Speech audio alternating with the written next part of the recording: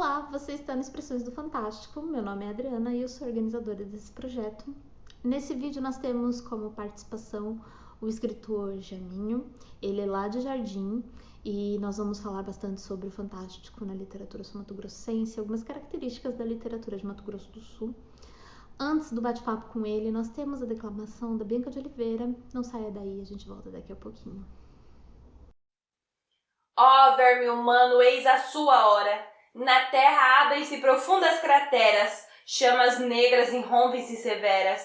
Saem dos covis todas as feras, angústia e destruição, por todos os lados desolação. Dos abismos, garras dos pesadelos, despertam demônios e maldição. Nuvens febris colorem os dias, eis o tempo da agonia. Vão os pastos sem alento, são espectros e lamentos por desertos de solidão. Chove rubro veneno, renascem pútridos irmãos, da colheita surge a podridão. A carne de teu irmão será pasto e banquete, enxagas a epiderme, os frutos são dos vermes. Os pés que se arrastam formam medonha orquestra dos não-vivos que despertam. Aos cantos a morte espia, ossos recém-descarnados singram a estrada vazia. A turba em devassa podridão entreolha-se indiferente, mas a dor sibila em ais. Aves negras revoam da estrada que não termina, seus passos não sairão jamais.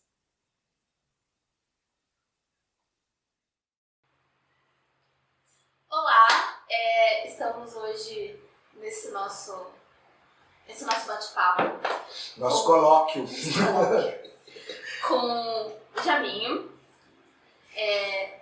Muito obrigada pela presença. Eu fiquei muito feliz de a gente poder fazer isso pessoalmente. A despeito da pandemia, a despeito de a gente saber da distanciamento social, né? É muito interessante a gente poder conversar, porque aí a gente já bate um papo antes, bate um papo depois e tudo mais.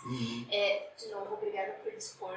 Não, entende que eu também estou agradecido, muito agradecido.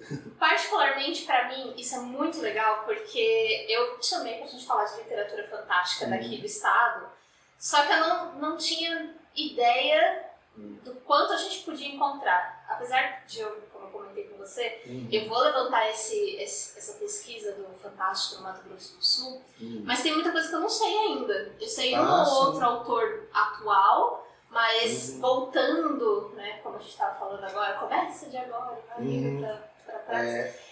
Eu não tinha muita ideia. Então, estar aqui hoje, além do projeto da Lei Rouanet, é ótimo, né? Aldir Blanc. Aldir Blanc, também vai ser quase que uma aula para aquilo que eu vou poder aplicar no doutorado, e eu quero agradecer muito, de verdade. Obrigado. Ser professor é um crime que nunca prescreve, né? Bom, a gente sempre aprende, a gente sempre dá aula. Sempre. É aquela velha história, mestre não é quem sempre ensina, mas quem de repente aprende, né? Guimarães Rosa. Só pra gente situar de novo, a gente vai falar de literatura fantástica no Mato Grosso do Sul, pra gente trazer aqui pro nosso estado. Eu não sou do estado, eu sou de São Paulo, mas eu já me considero quase que da terra. Sim, você é adotado e batizado? Adotada. Então agora, depois do colóquio, você considera como seu ritual de batismo no MS. Obrigada. E aí você vai ser cidadã honorária e documentada do território do Tereré. Olha, eu já vou começar a usar esses termos e já vou me colocar como Mato Grosso. Exatamente, tem que se pôr. Jaminho, fala um pouquinho pra gente da sua trajetória enquanto escritor. Da onde você veio? É bonita a trajetória, minha trajetória. É longa, é árdua, porque lá pelas tantas da dificuldade que eu encontrava quando eu tinha meus 20 e poucos anos, depois de já ter lido algumas histórias, eu pensei assim, é tão difícil escrever aqui no Mato Grosso do Sul porque nós somos tomador de tereré e criador de gado em terra de índio. E o forte da cultura ameríndia é a oralidade, né? Então, escrever é um pouco contrariar essa oralidade, né? É quebrar a importância superior e o monopólio dela, né? Cada livro como esse aqui, tá certo que tem muito de oralidade aqui, Tem muito de respeito, de admiração, de memória, de invenção. É um culto à oralidade, mas ele não está sendo falado, né? Ele está escrito. Tá? Essa é a questão. Bom, como que eu vou te contar desde o comecinho aí. Eu sempre gostei de literatura por vias tortas, porque a minha irmã mais velha que eu, quando nasceu, lá pelos 2, 3 anos, assim,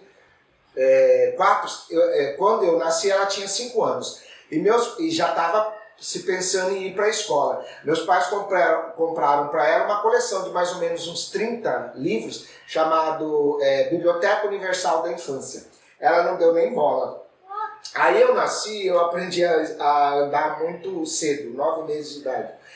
E quando eu comecei a caminhar, eles levaram os livros para cima e botaram os bibelôs em frente para baixo. Eu quebrava tudinho em lugar. Falaram, não, vamos pôr os livros, que os livros eram capa dura, pesada, né? Ele não vai conseguir. Mas eu fui lá e pegava, a minha avó materna era viva, e entregava para minha avó e falava, tó, avó, lê. Minha avó era analfabeta, mas ela não se fez de rogada. Ela abriu o livro e virava as páginas fingindo que lia. Não é lindo? Isso é muito bonito. Bom, isso, 6 anos aprendi a ler e comecei a ler exatamente esse livro pesado que eu tinha que ler deitado em cima da cama, porque eu não conseguia segurar e virar a página. Então eu deitava e ficava assim. Aí se eu me perdia, se eu sumia, onde eu estava, lendo as histórias de contos dos Irmãos Grimm, de Hans Christian Andersen, da Mil e Uma Noites, os contos de Monteiro Lobato, aquela coisa toda, histórias da Carochinha, enfim, toda aquela parafernália, né? Aí eu ganhei uns discos disso daí, mas não substituí, eu já estava fisgado pelo livro, pelo cheiro, o meu negócio era ler. Aí eu punha o disco para tocar e ia acompanhando, e aí fiquei puto da vida porque no livro era muito maior a história, extenso, né? era extenso, escrito, do que o que estava editado e sonorizado, né, maravilhosamente nos disquinhos de histórias. Bom, cresci, eu estava fazendo ensino médio, né, 2º grau na época, houve um concurso, professor Adriano, de redação, com 3 temas. A bravura do soldado brasileiro na Guerra da Tríplice Aliança, Caxias, herói nacional, e a importância do Exército na integração e soberania nacional. Afinal, estávamos ainda em 1980, 81. Eu tenho para mim que é 81. Bom, eu não fiz, e aí foram apenas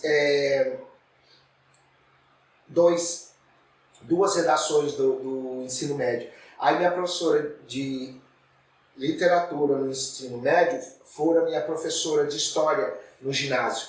Falou, James, você já leu o livro, faz uma redação, você pode unir os temas. Aí eu peguei Caxias, coitado, depois eu fui ver essa minha redação, 20 anos depois, minha mãe guardou, eu fui tão injusto com Caxias, mas, poxa, afinal era um moleque de 15 anos, tinha lido um livro sobre a Guerra do Paraguai e não tinha mecanismo para pensar e analisar aquilo.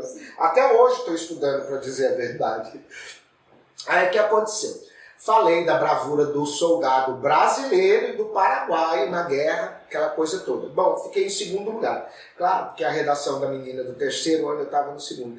Era maravilhosa sobre Rondon e a importância do Marechal Rondon, do Mariano Rondon, na integração do Brasil, né, na formação da brasilidade. Bom, eu ganhei 30 cruzeiros, um troféu e um diploma. E fui embora sozinho, tá? Acabou a energia lá pelas tantas, naquele tempo acabava. Já havia energia hidrelétrica, mas acabava. E eu fui embora sozinho, levitando, sonhando. Falei, eu vou ser escritor, vou escrever faroeste. Porque eu adorava, eu lia escondido, aqueles bolsilivros de 100, 120 páginas, 150, lia escondido da minha mãe, aqueles livros sobre faroeste. Era faroeste beijo-bala, faroeste violento, oeste selvagem, oeste vingativo, enfim, eram livros vou lembrar a editora Abril, editora Cedibra.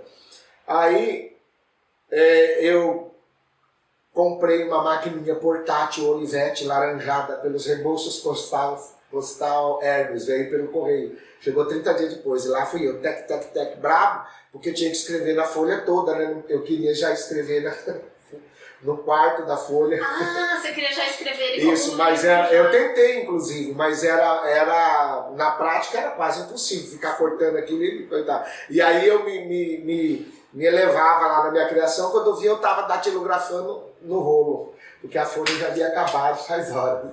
Aí eu voltei à tradicional folha de sulfite, aquela coisa toda. Fiz mais ou menos umas 30 páginas. E aí eu fui mostrar para minha babá, minha comadre, que morava com a gente tinha uns 10 anos já que ela morava. Desde que eu não havia entrado ainda na escola, ela começou, eu já estava no 2º ano do ensino médio. E ela havia sido porteira do cinema de Vila Lobos da Laguna nos áureos tempos, né, do faroeste, dos filmes clássicos, embora o filme predileto dela fosse Marcelino, Pão e Vinho. Bom, aí eu queria que ela lesse, ela tarefava, falou, outra hora eu leio. Bom, me perdi. Às vezes escrevi, às vezes não. Enfim, havia umas 50 páginas lá, né? Mas comecei a ter aquela dificuldade. Todo o roteiro que eu esquematizei eu já havia furado, né? Havia reescrito umas 10 vezes o início, etc. Mas, enfim, havia alguma coisinha do faroeste. Aí um belo domingo ela falou, me traz lá que eu quero ler. Aí eu levei. Aí ela leu mais ou menos umas 30 páginas, um pouco menos. Mas lá pelas tantas ela não leu tudo, né? Ela parou, me olhou assim e falou, você escreve bem. Mas faroeste, todo mundo escreve, o mundo inteiro está no cinema. Sobre nós, nossa terra, nossa gente, você tem que escrever sobre nossa terra. Mas eu falei, mas eu vou escrever sobre índio, mato, saci? Ela falou, sobre isso, sobre os fazendeiros, sobre a senhorinha Barbosa, que é da sua família, a primeira turma que fundou Guia Lopes, que fundaram o Jardim. Isso aí não tem história sobre isso. Nem a verdade, nem inventada. É só falada. Olha como ela já tinha total. Eu fiquei 30 dias sem falar com ela. Bravo, porque eu queria o meu faroeste, né? Que eu vou ficar falando de índio, de modo que objeto que hoje eu amo, no primeiro momento, me foi... Mas é engraçado me foi atraente, não vou mentir, mas me foi assim, meu Deus, que pirambeira, que maçaroca de mato que eu vou entrar. Mas é engraçado que o nosso oeste não é tão diferente do oeste lá. Não, isso é uma absoluta, muda a paisagem. Muda só a paisagem. E alguns animais, e do ponto de vista dos animais, os nossos são absolutamente mais lindos. Fantásticos sem o ser, né? Fantástico no sentido adjetival mesmo do negócio. Sim. Aí eu fiquei 30 dias sem falar com ela e levei para minha amiga que dividiu o segredo de que a gente lia os faroestes escondido. E ela leu e parece que combinou com ela. Eu falei, ai, Lígia, você escreveu, tá bonito realmente, parece os faroestes que nós estamos lendo. Mas você podia escrever sobre nós, sobre nossa terra, nossa gente, a Dona Senhorinha, a Guerra do Paraguai. Nós não temos e só tem a retirada da Laguna do Toné. E sobre nós fala muito pouco, você podia escrever sobre isso. Falei, lá vem você de novo, Lígia, com essa história. Ela falou, por que de novo? Nós não conversamos disso. Aí eu falei, porque a Eira leu o faroeste e falou que eu tenho que escrever sobre nossa terra, sobre nossas coisas. Falou, mas a Eira tá certa, tá coberta de razão, concordo com ela. Vocês estão me deixando louco, vocês querem me ver doido. Falei coisas mais duras, mas não vou falar aqui. Aí fiquei sem falar com a Lígia também. Aí fui levar para o meu colega, que passava todo dia, praticamente todos os dias, passava lá em casa para a gente ir para a escola. E comentei com ele, falei, eu quero ler. Leu e falou, você escreve bem, a nossa sala está orgulhosa, você ganhou o 2º lugar no concurso, tão beleza, os professores estão enlouquecidos, muita gente falando que você tinha que ter tirado o 1º lugar. Mentira, nem sei, só para me agradar mais. Aí ele leu e falou, tá bonito, realmente, parece os filmes. Porque ele era expert em faroeste, né? Ele ia todo final de semana ou assistir um faroeste com os familiares dele. Aí ele falou, mas você tinha que escrever sobre nossa terra, nossa gente, a Guerra do Paraguai, a senhoria. Aí eu falei, os índios, a aldeia, a paraguaiada que veio pra cá, essa gauchada que veio de carreta, não sei o quê, porque a gente cresceu ouvindo isso, né? Família do lado do meu pai veio de carreta, do Rio Grande, né? E aí boa parte das minhas avós, misturado com os Barbosa, eram paraguaias, eram correntinas, dessa turma que veio pro MS no tempo da erva mate, né? 100, 120 anos atrás, 120 anos, 140 anos atrás. Afinal, já estamos em 2021, né? Eu fiquei sem falar com o Beto, e aí já é muita gente ficar sem falar quando todos dão a mesma ideia. E eu agoniado, porque me fisgaram, né? Eles mexeram com o meu orgulho, com o meu ego, ou com o ego, com o id e com o superego, né? Todos ficaram fissurados pela ideia. Aí essa menina, já falecida, foi embora, mudou para São Paulo, para Mogi das Cruzes, falou, olha, eu tô sabendo que você não fala mais com a Eira, que é praticamente tua mãe, que você virou a cara com a Lígia, e até com o Beto, seu melhor amigo, por causa de um faroeste que você escreveu, e eles falaram que é bonito, mas que você devia escrever sobre nossa terra e nossa gente, e você ficou bravo com isso. Você sabe que eu te adoro, que eu te amo, me abraçou, me beijou, eu vou ler, você vai me dar, vou vir amanhã com calma, sentar e ler teu faroeste. E eu vou te dizer se eles estão com a razão ou se você tem que continuar escrevendo o faroeste.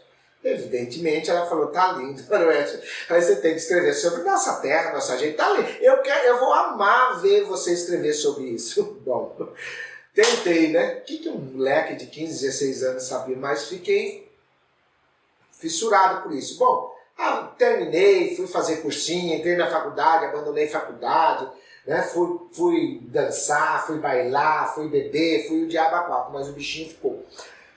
Mas eu larguei de mão, né? Com 17, 18 anos a gente troca de ideia, mais de ideia do que troca de roupa, né, Adriana? Aí o que aconteceu? Quando eu passei no vestibular, que eu fui fazer o jornalismo, o que volta, cai na mesa, no meu colo? A literatura. Como? A professora de língua portuguesa passou 3 temas de redação, fez a gente escrever, e na aula seguinte, na semana seguinte, se não me engano, 2 dias depois, ela começou a comentar redação por redação, os erros, os problemas, etc. A turma da letra A logo começou a chorar e a se sentir agredida e ofendida. Aí ela falou, mas eu tenho que comentar isso com vocês, gente, vocês são futuros jornalistas, vocês precisam escrever bem, né, com o mínimo de erros possíveis, com as ideias claras, enfim. O beabá, né, os 3 primeiros mandamentos do manual de redação. Aí alguém lá, esperto, falou, então a senhora chama um por um aí na sua mesa. Nós ficamos batendo um papo baixinho aqui e a senhora chama um por um. Ela falou, ótima ideia, realmente. Vamos gastar 2 aulas ou mais, mas vamos realmente, todo mundo vai ficar sabendo onde está o problema e o que precisa melhorar. James, o seu texto é literário. Você escreve como um escritor, você escreve literatura. Aí eu devo ter ficado vermelhíssimo, né? Eu era espetacularmente tímido. Eu falei, professora? Falou, não fica tensa, isso é uma beleza. A minha escola, que nós estudamos pesquisando, ela diz assim, é a escola chomskiana. Não sei se eles mantêm esse dogma, vou chamar de dogma. As pessoas nascem com talento para fazer literatura ou não.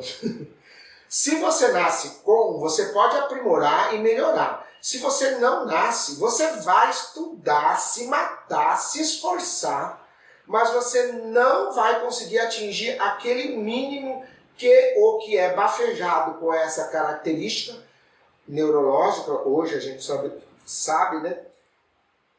Aí você pretende fazer algo por isso? Eu falei, bom, já que a senhora falou isso, eu vou confessar para a senhora. Eu gostaria de escrever sobre a minha terra, minha gente, sobre a fronteira. Eu nasci em Jardim, Mato Grosso do Sul, Guialopes da Laguna, terra da Guerra do Paraguai. Contei um pouco da retirada da Laguna para ela. Ela falou, olha que beleza. Sabe de onde ela era? De Pinhuí, a cidade natal de José Francisco Lopes, que é o Guialopes da Laguna, meu tataravô. Aí ficamos íntimos, éramos parentes, distancíssimos parentes. Era dos Lopes que ficaram morando lá em Minas Gerais. Isso lá pelo início, terceira, quarta década do século XIX. Foram os dois se reencontrar numa noite qualquer de agosto de 86. Prova de que não é só o Mato Grosso do Sul que é pequeno, né? O Brasil Não, também pode ser bem o pequeno. mundo é uma bolita, né, na verdade. Aí a doutora, Maria Auxiliadora Lopes, falou, olha, eu vou te ensinar tudo de narrativa. E tá aí, né? Porque a narrativa eu puxo um gancho daqui, puxo um gancho de lá, você vai perceber. E não desiste da tua ideia. Você pode levar 10, 20 anos para conseguir ficcionar a tua fronteira, teu universo, mas ele é lindo, é fantástico. Não desiste, porque muitos ficam escrevendo gênero policial, agora o erótico, agora um romance no ar, agora não sei o quê. E você não, você já tem o teu tema para você escrever. Batalha nisso daí. Então tá certo, 20 e poucos anos depois eu consegui, 10 anos depois disso eu consegui formatar as primeiras coisas, né? As primeiras ideias. E 20 anos depois saiu os primeiros contos. Na época eu não estava pensando em fazer conto. O conto me veio porque na sequência, estudando, comecei a estudar Guimarães Rosa com ela, etc. E me caiu nas mãos Borges. Um outro professor falou, lê Borges, James, você vai gostar. Aí eu comprei História Universal da Infâmia. E lá dentro do História Universal da Infâmia tinha um conto chamado O Homem da Casa Rosada, que é belíssimo, né? Uma oralidade. Olha aí, esse já é um jeito de contar a fronteira. Era um conto sobre os arredores de Buenos Aires, em que o cara vai contando o que aconteceu na noite, quem chegou, quem estava no bordel, quem saiu, que hora, que não sei o que, ppp, até que matam fulano tal, chega a polícia, ele olha pelo buraco da fechadura, eles vão embora, a mulher chega, namora, se amam, e aí ele vai embora. A hora que ele entra na casa, ele tira a faca e olha, e aí ele se entrega, né? Não havia nenhum sinal do sangue do cadáver que tinham levado, era ele que havia matado. Já deu spoiler dele, mas muito bem. Então aí eu falei, nossa, isso é a cara da fronteira. Então como? Alguém já chegou bem perto, e não é alguém, né? Ou alguém, Borges, né? Passou a ser um ídolo, fui ler as outras coisas. Quando lá, e há pouco veio um livro dos seres imaginários, da Celestial, Fidel, não sei o quê. E aí, não sei como, né? Não tinha o Saci, o lobisomem, a mula sem cabeça, e o pai do mato, o mãozão, podia estar lá no livro dos seres imaginários. Até fiz um conto que no final comento que ele e a Margarita Guerreiro não colocaram isso de puro azedume, porque eles torcem o nariz para a literatura fantástica da fronteira. Isso está no punhal e no arado. Tem que te passar também para você colocar no seu, Sim, por favor. no seu trabalho. Aí comecei a escrever. Bom, mas aí eu comecei a trabalhar, né? Como eu te falei. Virei professor de história e virei professor de treinamento e eu trabalhava 10, 12 horas por dia e não tinha como escrever. Escrevi alguma coisa no final de semana. Passou o tempo, aí eu produzi numa coluninha digital, em 2005 por aí, produzi alguma coisa. 2005, 2006 e 2007. Aí mamãe faleceu, entrei de luto, não criava. Até um belo dia que eu tive dengue e fiquei muito mal, delirando, coisa e tal. E dentro daqueles delírios, uma avó falava, cadê tua literatura, viu? A gente pode morrer amanhã, daqui a pouco, e tudo que você tem para escrever, você não escreveu. Aí eu fiquei enlouquecido e fui atrás, falei, o que eu tinha já dava para lançar um livro. E numa reunião dos escritores lá da fronteira, uma das senhoras lá apresentou a editora, falou, essa editora aqui, ela publica os livros, só manda lá, eles apreciam e mandam um orçamento. E é muito barato. Mandei. E aí fluiu. Aí saiu o primeiro livro. Aí depois que eu publiquei um, queria publicar mais. Aí eu voltei a escrever, né? Como o primeiro livro foi muito... O primeiro filho levou quantos anos? Uns 10 anos. 10 anos eu fiquei peleando. Não tanto porque eu não fiquei 10 anos em cima do livro. O problema é que eu não tinha tempo. Né? O problema é que eu tinha que trabalhar, dar aula e não. Aí quando eu diminuíram eu me diminuí as aulas e eu publiquei o livro. E aí eu comecei a ter tempo. Aí eu podia me dedicar pelo menos 1-2 horas por dia, começo da noite, à noite. A noite que eu dava aula eu não escrevia, mas mesmo assim às vezes vinha tão boas ideias que eu chegava às 10h30 da escola, escrevia até meia-noite e meia. Eu acho que a gente tem uma coisa, eu falo isso por mim, porque eu trabalho, estudo e escrevo muito pouco, mas escrevo, e também pela Tânia Souza, que vai conversar com a gente, não comigo e com você, mas com a gente no projeto também. Que a gente já discutiu isso várias vezes, de você precisar trabalhar e de você querer escrever. É difícil. É ser escritor e trabalhar ao mesmo tempo. Muito, tanto a gente tem exemplos dos grandes, né? Por exemplo, 100 anos de solidão jamais teria acontecido se o Garcia Marques não renunciasse ao trabalho de jornalista dele, né? Muito bem pago, por sinal, e a mulher dele não aceitasse ficaram 5 anos, né? Chegaram a empenhar o secador, a batedeira e o liquidificador da casa para enviar os originais do livro para Buenos Aires. Aí reza a lenda que ela disse que virou e falou pro Gabo: agora você falta teu livro ser uma merda, né? Não foi, graças a Deus, né? E o cara dono da casa em que eles moravam aceitou ficar 3 meses sem receber o aluguel. Depois ele ficou ainda mais, no total ele ficou 11 meses sem receber o aluguel. Só que quando o livro estourou, ele se recusou a receber o aluguel. Top, né? Que oportunidade! Quantos escritores não perderam essa oportunidade? Eles, né? Quantas obras-primas, quantas obras gloriosas, né? Que estariam enriquecendo ainda mais a literatura universal. Talvez até a nossa aqui da fronteira, principalmente, por conta desses perrengues. Aí, quando o livro foi aceito, e quando eu fui lá chafurdar nos meus arquivos de computador para escolher os 20 contos do primeiro livro, eu encontrei um monte de coisas lá digitadas, iniciadas, das coisas que eu tinha ainda manuscritos, né? Inclusive os poemas. Só que eu fiz a bobagem de um monte de poema, eu queimei. Ficaram só uns poucos, assim. Ainda que você deixou registro digital. Eu queimei os que estavam datilografados ou manuscritos. Boa parte deles.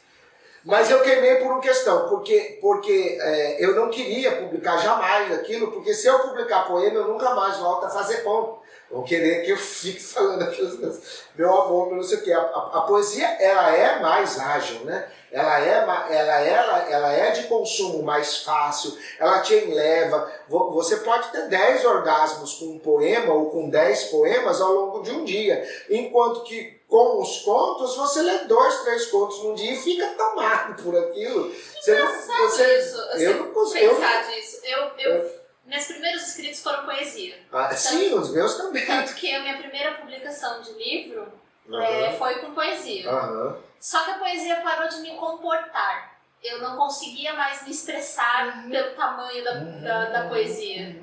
E aí eu fui pro conto e ali estou até hoje. Eu fui pro conto, eu escrevia poemas, a Dora gostava dos poemas. Escreve não sei o quê, aí eu escrevia aquela história.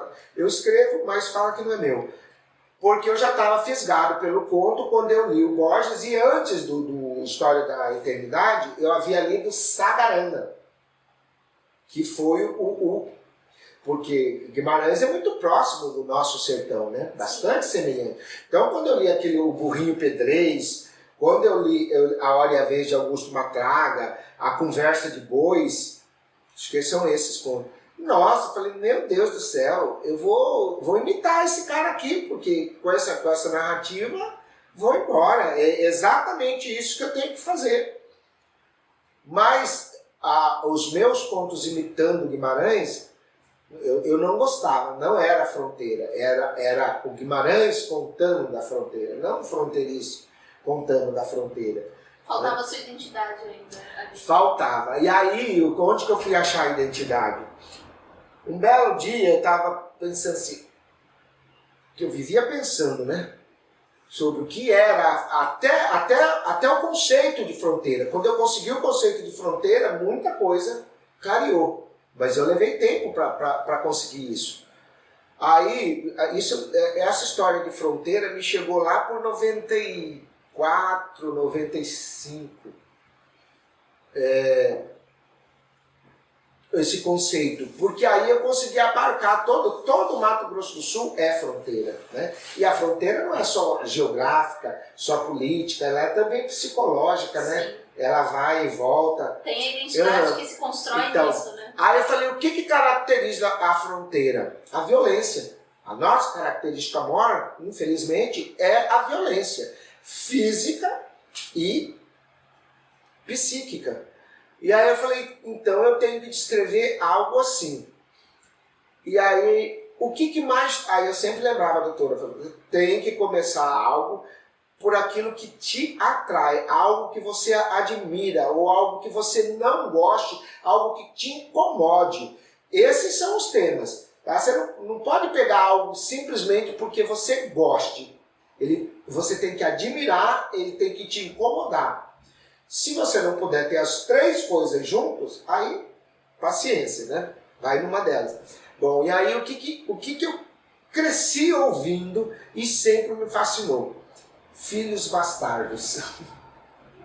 Que é o que mais caracteriza a fronteira. O fulano que não era filho do cicrano. A fulana estava grávida quando o fulano foi viver, casou com ela e deu nome para o filho. Né? A fulana fugiu com o fulano, ele largou dela, ela voltou barriguda, e aí o cara que era namorado dela não ligou. Ele era apaixonado por ela, ela era muito bonita, ela era linda, casaram, mas o filho mais velho deles não é filho do pai, é só filho dela. Mais ou menos isso, né? E aí foi a história de um filho bastardo, que é o relatório arruaceiro, meu tio Zó. Só que outra coisa que a fronteira me irritava, é dificílimo você escrever na terceira pessoa, porque o narrador na terceira pessoa, o ciente sabe, aqui sabe, não sei o quê, fica pedante e fica assim extremamente inverossímil. Como que a pessoa vai saber aquele tanto de coisa? Então o narrador na primeira pessoa, que se finge de desentendido, fica melhor. O leitor se alia com ele e vai embora. Torce até por tudo, concorda. Mas o narrador fala, eu não sei se era assim ou assado, mas o leitor sabe que era assim, ou que era assado, ou que não era nem assim, era assado, era outra coisa, e vai embora, né? E aí eu fiz o relatório arruaceiro, que está aqui, ó, está no Guaranhas, meu tio Zó, em que eu começo a contar, eu recebi sua carta me perguntando sobre o meu tio Zó, não sei o que, ele nasceu na fazenda Rapadura, não sei o que, ppp, eu não vou dar o spoiler no final, né? Mas no final todo mundo chora, todo mundo... Mas você é o Zó, porque eu assino a carta como JJ, né? Aí fala, mas é você? Aí que eu percebi que eu era bom, porque eu menti bem, né? Ficção é isso, você tem que mentir para a pessoa acreditar. Aí eu gostei, porque esse foi publicado na internet. Aí as pessoas, ai que pena, não sei o que. Não, aquela ficção. E aí fiz outro, um personagem inventado, sem ser carta. Né? Tipo eu contava para um antropólogo que queria saber sobre um outro antropólogo que nasceu na fronteira. Chama-se Jaguapiru. Resposta a uma carta de Owen Ruiz. E aí tá tudo trocado as informações sobre os índios aí, né? Mas ninguém percebeu, todo mundo aceita como real, mas não. Aí tá o Caduel numa aldeia aqui da aldeia, o nome da aldeia dos Guarani é outra, o nome dos Quiniquinau é outro, tá tudo misturado. Mas a turma aceita, um antropólogo, né, o pesquisador não vai gostar, mas depois do teu vídeo todo mundo vai saber que está tudo misturado. Aí você já pode começar a dar aula de antropologia sobre os indígenas aqui, falando, aqui está errado, tem que ser assim. a aldeia é tal. Essa etnia mora na terra indígena, cujo nome da aldeia é X, não Y. Aí eu escrevi. E ao final revela um segredo também de filho bastardo. Aí uma senhora que mora lá perto de casa, que comprou o livro, mas você tem o telefone, você tem o contato, o Jorge Blank Glay, ele vive ainda, ele está morando em Amsterdã? Aí eu falei, não, é ficção. Então quero mais. Ele ficou bravo comigo, uns 30, 40 dias. Ela queria que fosse verdade, porque ela jurava que o que eu escrevi era tudo verdade. Uma parte é, né? Aí eu escrevo assim, o que é verdade eu escrevo como se fosse mentira. E o que é mentira eu escrevo se for a verdade. Que é muito fronteira isso, né? Essa como se diz, né? O Aurélio ali, nosso cameraman, tua mãe vai saber. O povo daqui negaceia, né? É negaciador. E o escritor tem que ser também, tem que levar essa característica para as páginas, né? Eu quero algumas informações, eu quero tirar algumas informações, mas Sim. eu quero a verdade. Sim. Como que o Fantástico ficou para você e na sua literatura? Pois é, o Fantástico, ao pesquisar a fronteira, ao ficar escutando toda essa nuance, ao ser incomodado pelas histórias das minhas babás, porque minha avó me iniciou, e quando eu fiquei mais taludinho que eu digo 4, 5 anos, coisa e tal, eu incomodava as minhas babás para contar a história, eu morria de medo, e aí tinha que me levar, esperar, eu só não ia pro escuro, ficava dormindo ali perto delas, passando roupa, aquela coisa toda. Ali entrou o Fantástico, histórias de Saci, de lobisomem, de pai do mato. Mas quando eu estava pesquisando academicamente para me embasar, para poder produzir a minha ficção, que eu comentei até com o Pieretti quando li boa parte das minhas ideias, ele expressando ali na pesquisa dele, né? Anotando ali, escrevendo, dizendo, conceituando. A história oral do Mato Grosso do Sul, ela é notadamente fantástica. É praticamente impossível você começar a abordar o Mato Grosso do Sul sem o fantástico. Nossa história cultural, nossa identidade cultural foi feita e formatada muito antes de nós sermos Mato Grosso do Sul. Nossa identidade cultural foi o que nos dividiu do Mato Grosso. Foi o que nos fez sempre estar no mesmo território político, mas culturalmente distinto, né? As nossas lendas são próximas de lá, mas não são exatamente iguais, né? Tanto que eles vão ficar putos da vida, não é verdade? A identidade do Mato Grosso é decupada do Mato Grosso do Sul, né? Muito via Pantanal. Boa parte de tereré, de coisa que eles usam lá, é nosso. Foi para lá, passando, surgindo, daqui para lá. O deles teria que ser outra coisa, né? Mais próximo de Goiás, do norte, do Pará, do Amazonas, mas não nosso. Aí tem cidades lá como Cáceres, Rondonópolis, com uma baita guampa de tereré. Mas aonde que era extraída e tratada e manufaturada a erva mate e que sustentava o governo cuiabano? Isso está no livro da professora Lúcia Salsa Correia. História e... Quando eu li aquilo ali, eu falei, tô na picada certa, tô no caminho. Aí eu li uns 10 vezes o livro dela. Notado, é tudo coisa lá. E a partir dali eu formatei esquemas e esquemas da história real. Não do fantástico. Mas a partir do real, você vai pro fantástico. E vice-versa, porque é uma vontade de boitatá, que não é muito nossa, né? Do minhocão, pai do mato, lobisomem, saci. Saci e pé de garrafa e pai do mato é a nossa principal imagem de seres fantásticos. Tá? Mas tem outros, tem os enterros, tem, como tá aqui, ó, o come-língua, tem lugares imaginários, grutas, etc. Isso ali na região de Bonito tem essas lendas, né? Lá em Corumbá. A literatura oral do Mato Grosso do Sul é permeada pelos seres fantásticos. Tanto que quando eu era moleque lá que falava, você tem que escrever sobre a Terra, nossa gente, uma das minhas gritas falava, eu vou escrever sobre essas lendas, eu vou escrever sobre saci, sobre pé de garrafa. Eu falei, é isso mesmo. Lá eu me irritei, né? Não, mas a gente entra num quesito que a gente estava conversando antes de começar a gravar, de por que o fantasma de outros lugares é melhor do que o fantasma Sim, exatamente. aqui, né? Mas até hoje eu brigo lá e compro briga, né? E fico quase faqueiro. Porque aí quando leram as minhas histórias de pé de garrafa, o homem que viu o pai do mato, apareceu depois das chuvas, o homem que viu o pai do mato está aqui. Isso aqui que é as lendas, né? Os 13 contos fantásticos estão aí. O homem que viu o pai do mato. E a segunda parte são as canções identitárias, Xalana, Trem do Pantanal, Pé de Cedro, Quilômetro 11, Mercedita, que eu adaptei para o MS, né? Porque é uma história do sul do Paraguai, digamos assim. Mas que sou mato-grossense não prega o grito quando ouve os 3, 4 primeiros acordes de Mercedita. Só se ele for contrabandeado, né?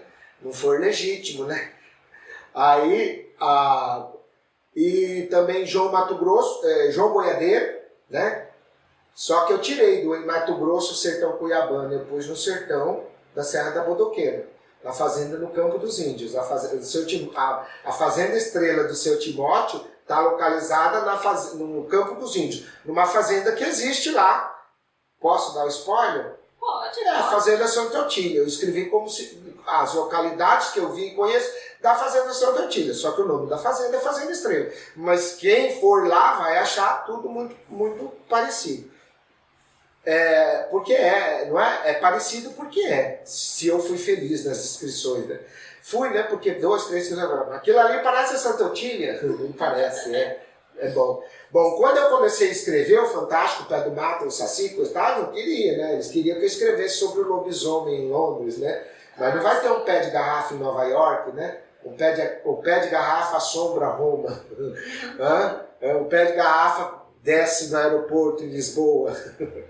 Não, escrevo o nosso aqui, o homem que viu na fazenda, na cidade, na vilinha, no boqueirão, o homem que atravessou a nado o rio Apa para escapar do pé de garrafa, etc. E tal. Nesse aqui também restou uma história absolutamente inspirada no Borges, que chama Benedito, e no Cortázar, porque é a mesma história, quase a mesma história que eu reconto e reconto 5 vezes.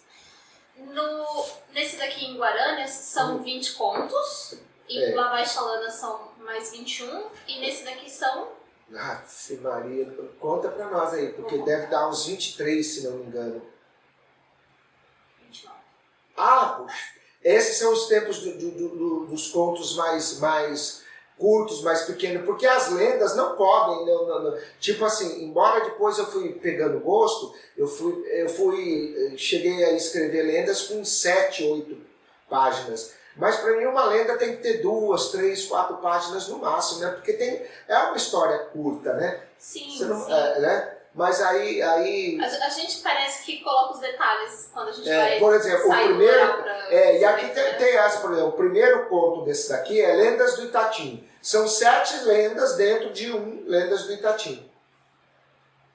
Qual fantástico você acha que grita mais no Mato Grosso do Sul? Pois é. Na verdade, eu não teria eu teria os. São 3. A violência, como eu falei, eu acho fantástico como existem crimes não solucionados e que todo mundo sabe quem foi o mandante e o executor.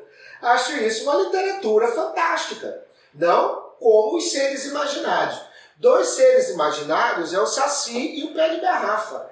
O que me surpreende é incrível como existem pessoas que têm uma religiosidade, que acham que o fantástico, a lenda, é coisa do demônio, Sim. Coisa do mal, é coisa do lado negro, né? Boa parte das histórias de Pé de Garrafa que eu conto foram me contadas por amigos meus, 2, um já faleceu, 3 já faleceram, 3 ainda estão vivos. Um eu perdi contato. Que eram trabalhadores da fazenda, dos meus pais, coisa e tal, amigos da família, enfim. Eles são evangélicos, são batistas, presbiterianos. Em tese, não eram pessoas para falar que viram pé de garrafa, pé de mato. Ou se falar e um deles bate pé. Eu vi, e me contou 5, 6 histórias, até ano passado, antes da pandemia. Falei, e daí, tudo bem? Não viu mais o Padre Mário? Falei, mas claro que eu vi, ele foi me visitar lá em casa de novo. Falei, sério, aqui na tua casa, na cidade? Mas é meio retirado, né? Numa chácara. Falei, sim, lá. Falei, e a Ruth não quis que você mudasse de novo de casa? Falou, não, ela agora já acostumou. Porque ela também crente, eles saíram lá da fazenda porque ela via o dito cujo, a entidade, o ser. E ela se desesperou e ficou enlouquecida e catou a mudança e foi embora. Isso há 50 anos atrás, quase. Eu acho que eu faria a mesma coisa, porque eu sou super impressionada. Sim, eu exato. cruzo com qualquer tipo Então, de... e aí outros contam numa boa. Agora você vai perguntar, você viu? Eu não. Eu nunca vi. Né? Mas eles viram e batem o pé que viram. Então, essas entidades do mato, o saci, né? O saci que rouba coisa, que rouba fumo, que faz arruaça com cavalo, surra os cavalos, surra os cachorros, etc e tal. Nossa, isso eu cresci ouvindo. Isso é uma... E pessoas que você tem na conta de sérias e sóbrias, juram por Deus, por tudo que há de mais sagrado, que viram, que aconteceu, que existe. Né? As histórias do tempo da erva mate, há histórias ali fantásticas, né? Maravilhosas. Mas é um fantástico no sentido assim, porque é um real extraordinário, né? Algo que você não imagina, que não é corriqueiro. Nesse sentido que elas são fantásticas. Né? Não tanto na questão das entidades, dos seres que seriam imaginários, como o Borges e a Margarita Guerreiro a gente colocam. Estava conversando sobre, no caso da cadeia teórico, você vai utilizar para dizer se é o fantástico ou não. Mas, em geral, todos eles questionam esse dado de realidade, né? É o que o Pieretti comenta. Se há algo que a ciência não explicou, que não é o corriqueiro e o cotidiano, é enigmático, é fantástico. Se ele traz um elemento ou vários elementos que contradizem o que a gente chamaria de causa e efeito, é fantástico.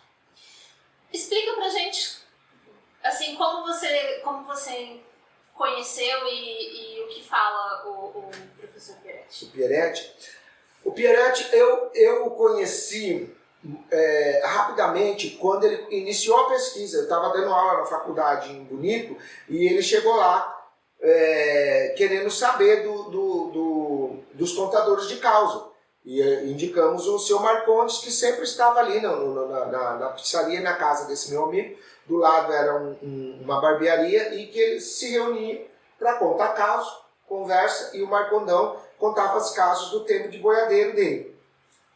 Bom, passou o tempo, né, nunca mais. Depois eu fui rever em 2018 ou 2017, se não me engano, 2017, num encontro na Universidade do Mato Grosso, na UEMS, na Unidade de Jardim, Universidade Estadual do Mato Grosso do Sul, em Jardim, num evento que houve sobre a cultura relacionado com o folclore. Era próximo do dia 20 de agosto. E lá ele já estava com o livro nas mãos e nós perguntamos. Aí no outro dia eu fui ler o livro, né? E aí ele, teorizando, Paul Zuntor, outros camaradas lá do medieval, toda a temática da oralidade para a escrita, mas principalmente sobre a narrativa oral, que era algo que eu passei a vida inteira tentando transpor para o escrito, né? Tanto que ele não transpõe, ele copia com as reticências, os palavras, tal qual o cara conta oralmente, né? Sem a adaptação. Ele faz a transcrição do oral. A transcrição do oral, sem essa coisa de tornar o oral uma prosa escrita. E eu gostei muito porque boa parte da pesquisa, do que ele estava teorizando lá, eu tinha chegado àquelas conclusões, só que inseguro, né? Eu chegava àquelas conclusões, agia com elas sempre na esperança ou na ilusão de que eu poderia estar equivocado. E o quanto o fantástico e a oralidade, aí responde a tua pergunta anterior, a oralidade e o fantástico da oralidade está extremamente presente no nosso inconsciente coletivo, no manancial das nossas histórias do Mato Grosso do Sul. E aí, ao ler a poética dos Pantanais e o como ele chegou a esse conceito, a poética dos contadores de causos do Pantaneiro, e de como o causo pantaneiro extrapola o Pantanal, mas ele manteve o pantaneiro porque é um termo que tem uma aceitação e um pré-entendimento. E aí você ia trocar por um caso fronteiriço, o caso sul-mato-grossense, porque muito do caso sul-mato-grossense e do caso pantaneiro é também um caso sertanejo, né? Está dentro do que a gente chamaria todo esse interiorzão do Brasil de sertanejo. A partir daí que eu li, mas eu já estava no meu 7º livro, 8º livro, quando eu vi o Pieretti. Mas aí, agora eu sou um homem livre depois do Pieretti, né? Porque como Pousouto, olha a conclusão dele, ele falou, a literatura, o fantástico, a oralidade, ela extrapola os temas, nós não temos um tema específico, tanto que ele numera 8. E ela recai no poder do narrador, na figura do narrador, que é o meu tirar a narrativa da terceira pessoa para a primeira. Para quem conta, né? Nossa, eu quase saí correndo, pulei a cerca e saí dando grito e tiro para cima quando eu li isso, né? E aí me libertou mais um pouco, porque eu tinha alguns... A gente tem uma criação extremamente moralista, cristã, etc. Era-me muito custoso, foi custoso matar personagens, descrever aquelas cenas violentas de estupro, incêndios, facadas, etc. Era como se eu estivesse fazendo. Agora não é mais, né? Agora eu sinto prazer, né? O prazer estético. O prazer da estética, quem seria o Derrida, o Deleuze, que vai falar sobre isso? Quem nunca matou um desgosto na literatura que atira a primeira pedra, não? É, bem isso, né? Não, aí quando eu mostrei um conto aqui que chama Na Ponte Velha do Cachoeirinha, o moço é tão bonito, tão lindo e é assassinado por engano, tô dando spoiler, né? Aí fala, não pode morrer, pra que você matou? O Pieretti foi falou, você é malvado, você faz a gente se apaixonar, e no finalzinho, a hora que você vai beijar o príncipe, ele é um sapo. Você mata o cara. Fala, mas essa é o Mato Grosso do Sul. No outro conto lá, eu termino falando, o Mato Grosso do Sul jamais se permitiu um conto de fadas, né? Ou uma história com final feliz. Não ainda. Porque a personagem morre. Então, aí, sobre o pantaneiro, o Roais, como vocês usam a pronúncia na academia? Roé, né? Roé. Minha mãe, Roais. H-O-U-A-I-S-S. Eu leio Roais, mas eu sei que tá errada a minha pronúncia. Mas aí tá em português. Então vamos lá. O Roais, pronunciando em português, né? Não vamos... Acho que ele era húngaro, né? Para nós, acho que sim. Era húngaro ou austríaco. Bom, o Roais diz que o pantaneiro é um sujeito da parvolices, a parvolices e obscenidades. Tá? Que é o que vai estar agora nos meus próximos livros, a Roda Literária Roda de Tereré Literário e o Tereré Sem Anestesia. Porque o tereré é o simpósio, é o local por excelência do exercício do bate-papo, da contação de causa. E no tereré é sempre um linguajar mais chulo, né? Mais obsceno, era historicamente tomado no galpão só pelos homens, só as mulheres de cunhã recovai, de mau comportamento, assanhada, é que iam beber tereré com os homens. Se os homens, 1, 2, 3, fossem beber o tereré com a dona da casa, com a patroa, a conversa já era completamente diferente. Você já ia falar só de criação, de galinha que está chocando, do cachorro que caçou, do brejo, da vaca leiteira, se vai parir se não tem, se dá para apanhar uma vassoura, vai pegar o jujo. Não. Aí quando há homem conversando, é basicamente só histórias de puteiro, de comeu, não comeu, de broxou, não broxou. Porque essa é a questão, para a pessoa entender a obscenidade, a grandeza da nossa oralidade, tem que entender que é um palavrão superlativo, né? Tem isso lá.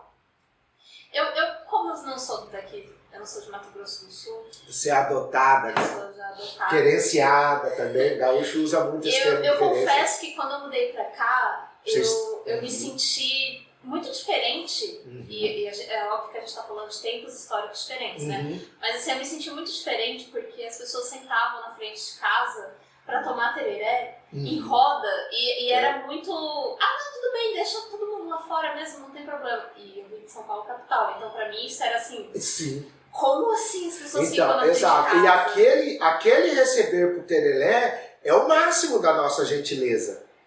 Né? Sim. Tô olhando pro cameraman e tirando porque ele é lativo, né? Não é? Percebo, agora eu olho assim, já sei se é estranho. Eu achei mas isso a nossa gentileza soa às vezes grosseira. Soa assim, né? Até você se acostumar. Depois você percebe que realmente não é grosseria alguma, ao contrário, são pessoas, no mais das vezes, desarmadas. Você pode entrar lá no quarto, batendo uma acorda aí, vamos lá. Ninguém vai te estranhar de você fazer isso. Mas lá em São Paulo, sim. Aqui, só as pessoas com muita, muita intimidade para fazer isso. O que eu achei de diferente é que aqui as pessoas são um pouco mais ressabiadas. Sim, mas com gente desconhecida 100%. Exatamente. Mas depois que você faz amizade, você já... Exatamente. Por conta da violência. Infelizmente, acho que está no nosso DNA. Nós crescemos ouvindo histórias de crimes hediondos, de massacres, de chacinas, de degolamento, de execuções com tiros, com 2, 3 revólveres descarregados, Quando eu cheguei no estado... degolamento, faqueamento, né? Não. Eu ainda ouvia algumas cidades do interior que era terra sem lei, assim. A minha juventude em Jardim, Guia Lopes, era corriqueiro, que cada final de semana você tinha um colega que foi lá no baile da periferia ou na zona do Baixo Meretrício e saiu uma briga e ele levou uma bala perdida ou ele entrou na briga de outro e tomou o balaço ou a facada que era para outro, inclusive há pouco tempo, quando eu estava dando aula, há 10, 15, 20 anos atrás, eu perdi alunos de ensino médio, de coisa, rapazes de 17, 18, 19, 20 anos. Eu falei, por que fulano não veio? Né? Segunda-feira falta, terça-feira fala, pela quarta fala, o que aconteceu? O fulano está doente? O senhor não sabe, professor? Ele foi defender a briga, o fulano de tal, meteram a bala no meio da testa dele. Eu acho importante a gente falar sobre isso. É óbvio, como a gente estava falando, que o Fantástico ele vai atrair a nossa realidade de uma forma ou de outra, porque está falando sobre a gente, né? E eu acho bom a gente trazer essa fisionomia não tão bonita, sim, porque às vezes a gente tem uma noção de literatura sul-mato-grossense muito bonita, muito poética, aquela coisa. floral, né? Sim, muita gente me censura por isso, quer que eu fique falando da força e da beleza da nossa paisagem, da nossa natureza, das nossas flores, das nossas, meio como o saudoso príncipe Filipe que morreu agora, né, que ele veio ver a obra do Portinari e viu todos o Brasil brasileiro mesmo, aí disse que ele falou, mas Mr. Portinari, não tem um quarto com florzinha, não? Às vezes a gente precisa mostrar essa parte também. Exatamente. A fronteira é violenta, né? a fronteira é violenta, e eu diria mais que a violência é a característica principal da fronteira. Depois esse deslumbramento natural e os seres fantásticos, né? A imaginação dos seres imaginários da fronteira. Falar da fronteira sem essas três coisas é chover no molhado, porque também você não vai poder contar do Mato Grosso, olha o nome do estado, Mato Grosso, né? Sem deixar de lado, deixando completamente de lado, as questões da importância e da força do nosso cenário natural, dos nossos biomas, da natureza, do campo. Não tem como você vai deixar de fora uma florada de ipê, em pé de jatobá carregadinho de frutos, sem nenhuma folha, né? Parecendo morcegos de pendurado, é a metáfora que eu gosto de usar. Já usei umas 3 vezes, até porque até agora eu não achei nenhuma outra, né?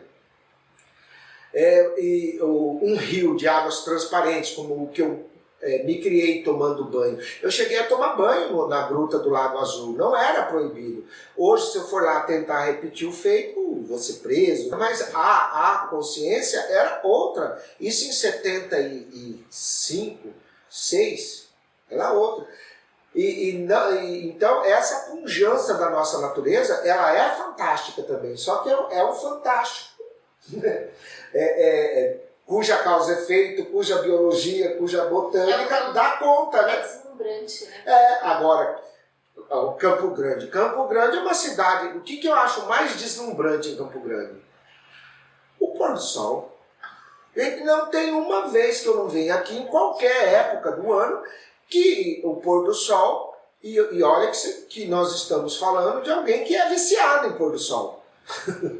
É muito bonito. E aí a florada dos ipês, o guavirá, os pés de pitanga, os pés de tarumã, florescidinho, a fruta do tarumã é violeta, roxo, né?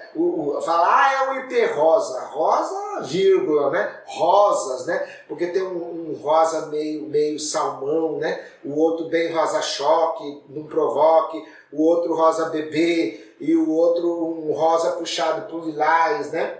Aí tem um amarelo um pouquinho mais claro, o outro um amarelo mais canário, né? Dos ipês. E a paineira rosa, que é um rosa bem rosa chá, né? A despeito do nosso projeto ser só com pessoas de Mato Grosso do Sul e a gente vai dispor o projeto através da Fundação de Cultura, como vai ser pelo YouTube, com certeza vai ter outras pessoas que vão ver. Sim, e eu acho muito importante a gente citar isso. Verdade. Eu me apaixonei muito pelo bem. estado, pela literatura natânia, inclusive. Porque quando eu cheguei adolescente, eu cheguei contrariada, né? Adolescente sim, você estava indo para onde o vento faz a curva, né? Bem pertinho da onde o sol se esconde, né? Lá onde o Judas perdeu a meia, porque a bota ele perdeu ali na travessia do Rio Paraná.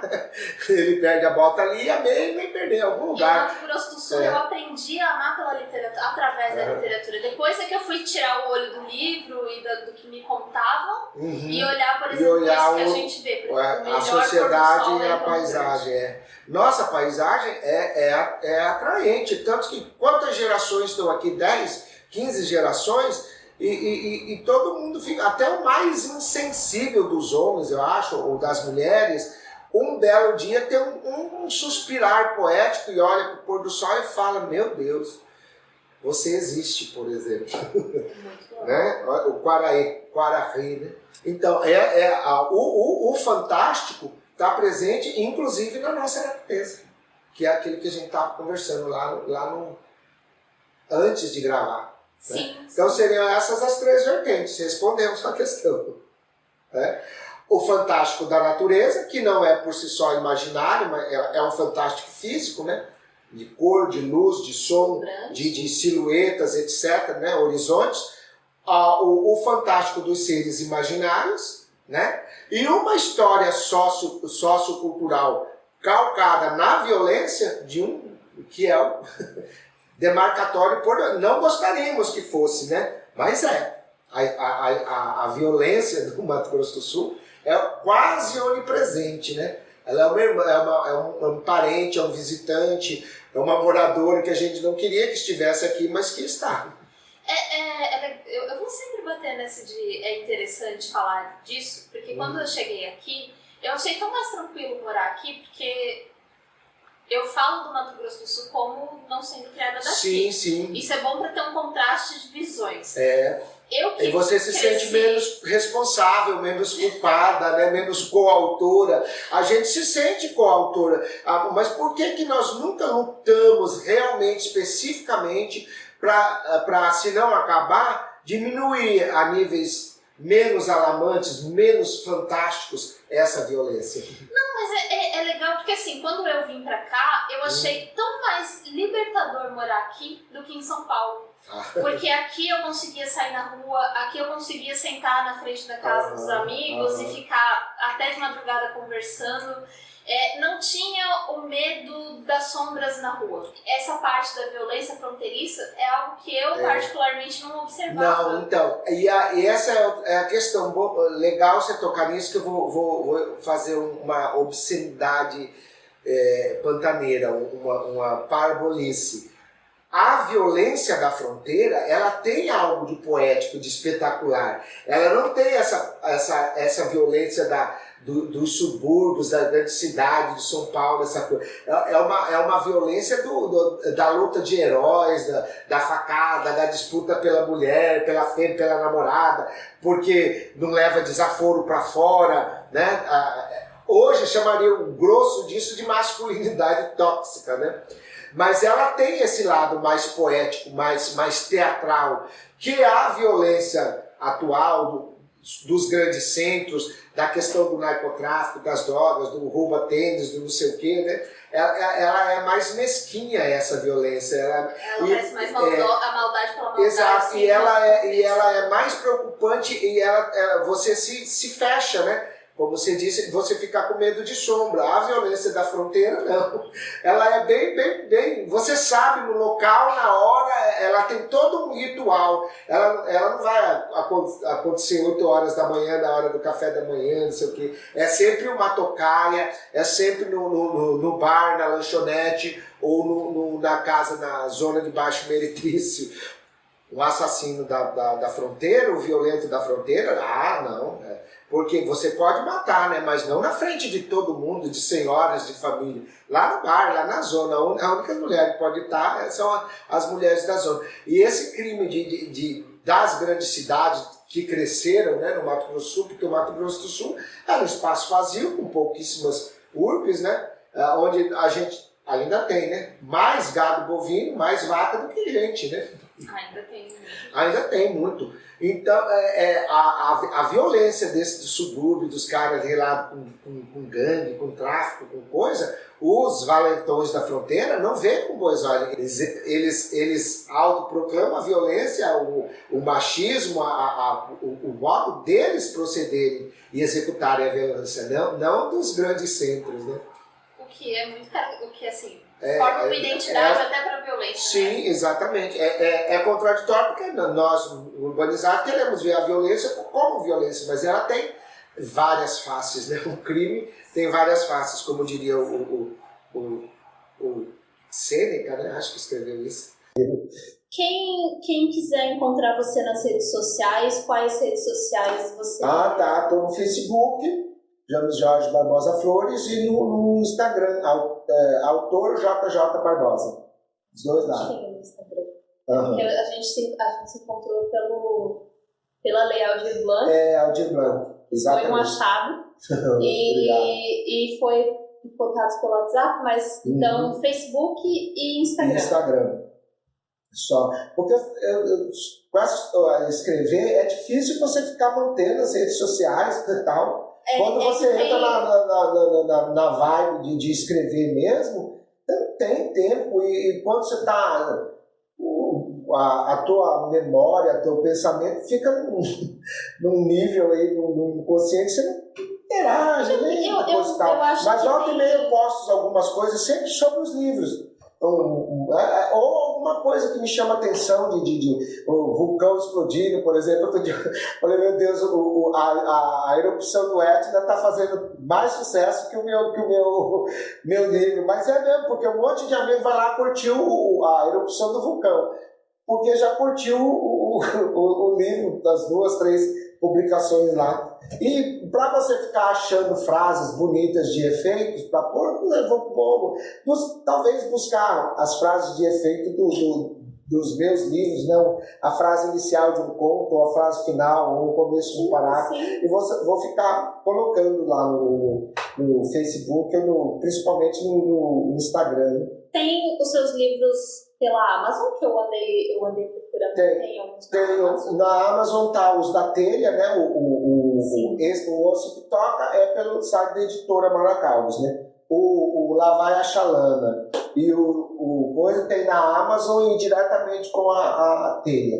E o que eu não tenho aqui, que é o Punhal Enluarado, da Chiado Books, tem pela Amazon e diretamente com a Chiado. Mas quem comprou me disse que pela Amazon é mais fácil, mais tranquilo. Tem com você também, se alguém quiser comprar. Sim, tem comigo. Se alguém quiser autografado, é só entrar no Facebook ou no Instagram, ou até posso deixar o número do meu telefone no Zap, né? Pode comentar no Zap. É 67 999520443. Manda um Zap lá, passa o seu endereço, autografo, paga no banco, faz um Pix e eu mando. Cheguei a mandar livros para o exterior, foi um para a Itália e para os Estados Unidos e para a Inglaterra. Um último recado para gente. A literatura fantástica é fantástica e é onipresente na história e na cultura do Mato Grosso do Sul. O próprio Mato Grosso é uma natureza fantástica, né? É extraordinária. Se formos escrever realisticamente ficção do Mato Grosso do Sul, a gente vai botar um dedinho, uma pontinha do pé, uma pontinha do calcanhar no território do fantástico, seguramente. E isso que é gostoso, isso que é bonito. Isso é que faz a gente ser quem somos. Eu queria agradecer de novo o presente, bate-papo, eu adorei. E é isso, muito obrigada e até o próximo vídeo.